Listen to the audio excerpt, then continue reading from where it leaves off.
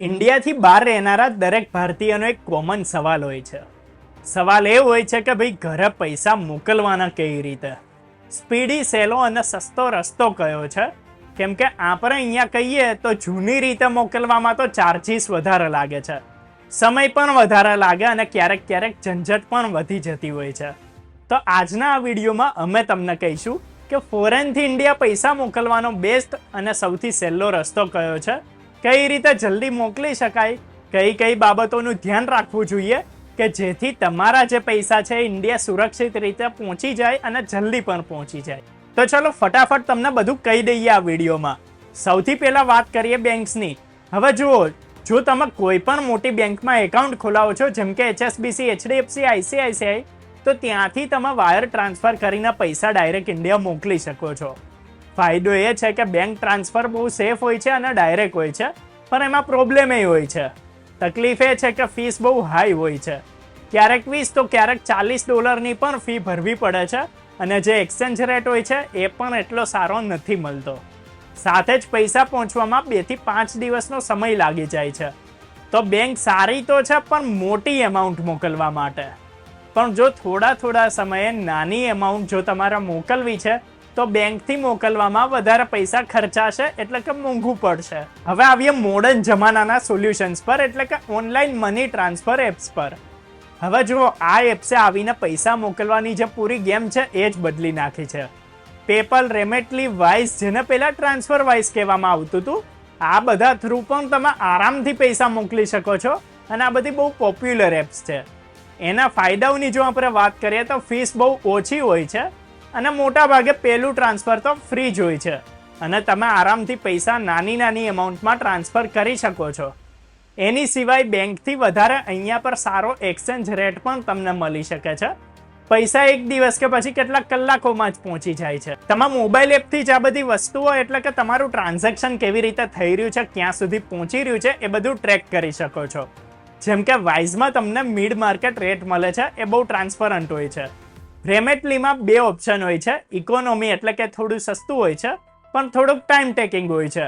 પણ એની સિવાય તમારી પાસે એક્સપ્રેસનું પણ ઓપ્શન હોય છે, જે ફાસ્ટ હોય છે પણ થોડા પૈસા વધારે ખર્ચવા પડી શકે છે. તો જો તમારે જલ્દી પૈસા મોકલવા છે તો તમે રેમેટલી એક્સપ્રેસનો ઉપયોગ કરી શકો છો, પણ જો તમને સસ્તું જોઈએ તો તમે વાઇઝનો ઉપયોગ કરી શકો છો. આ બધા એપ્સ એ છે કે જે તમારા માટે હાલમાં અવેલેબલ છે. તમે તમારા જે નાના ટ્રાન્ઝેક્શન છે, નાની એમાઉન્ટના, કે જે તમારે પૈસા ઇન્ડિયા મોકલવા છે, તો એના માટે આ એપ્સનો ઉપયોગ કરી શકો છો. આ તમારા માટે બેસ્ટ ઓપ્શન છે. હવે વાત કરીએ વેસ્ટર્ન યુનિયન અને મનીગ્રામ જેવી જૂની કંપનીઓની. તો જુઓ, આ કંપનીઓ ખાસ કરીને ત્યારે કામ આવે છે કે જ્યારે તમારા ઘરના કોઈની પાસે બેંક એકાઉન્ટ ના હોય. તમે ડોલર મોકલશો અને ઇન્ડિયામાં એ ડાયરેક્ટ કેશ ઉઠાવી શકે એજન્ટ થ્રુ. ફાયદો એ થાય છે કે કેશ પિકઅપ ઓપ્શન તમને મળી જાય છે, પણ નુકસાન એ થાય છે. નુકસાન એ કે ફીસ થોડીક વધારે હોય છે અને એક્સચેન્જ રેટ એટલો સારો નથી હોતો. એટલે આ રસ્તો સૌથી ઓછો કામ લાગે છે. અર્જન્ટ કેશની જરૂરિયાત હોય ત્યારે તમે, કે પછી ઘરના લોકોનું બેંક એકાઉન્ટ નથી, ત્યારે તમારે વેસ્ટર્ન યુનિયનની મદદ લેવી પડે. તો ઇન્ડિયામાં યુપીઆઈએ પૈસા મોકલવાની આખી ગેમ જ બદલી નાખી છે. હવે કેટલી એપ્સ જેમ કે વાઇઝ કે પછી રેમેટલી ઇન્ડિયામાં પૈસા મોકલીને સીધા યુપીઆઈ આઈડી કે પછી પેટીએમ છે, ફોનપે છે, ગૂગલ પે છે, એ બધામાં નાખી શકે છે.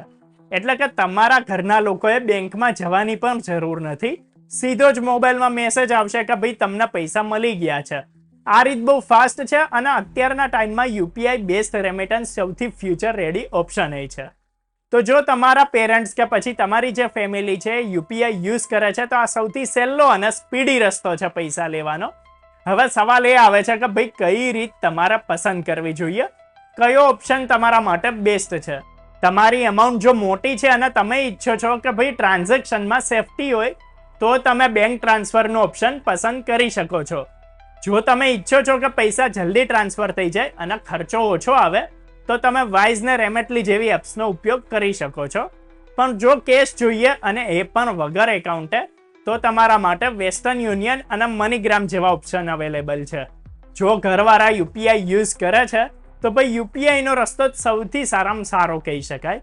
પણ ધ્યાન એ આપવાનું છે કે હંમેશા ફીસ અને જે એક્સચેન્જ રેટ હોય છે એ બંનેને તમારે કમ્પેર કરવાના. ખાલી નો ફીસ સાંભળીને પણ તમારા પૈસા નહીં મોકલી દેવાના. ક્યારેક રેટે ખરાબ હોય છે.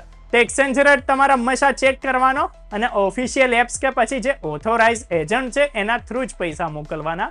અધરવાઇઝ તમારી સાથે ફ્રોડ થઈ શકે છે, સ્કેમ થઈ શકે છે. તો ભાઈ પૈસા ઇન્ડિયા મોકલવું હવે પહેલા જેવું અઘરું અને મોંઘું નથી રહ્યું.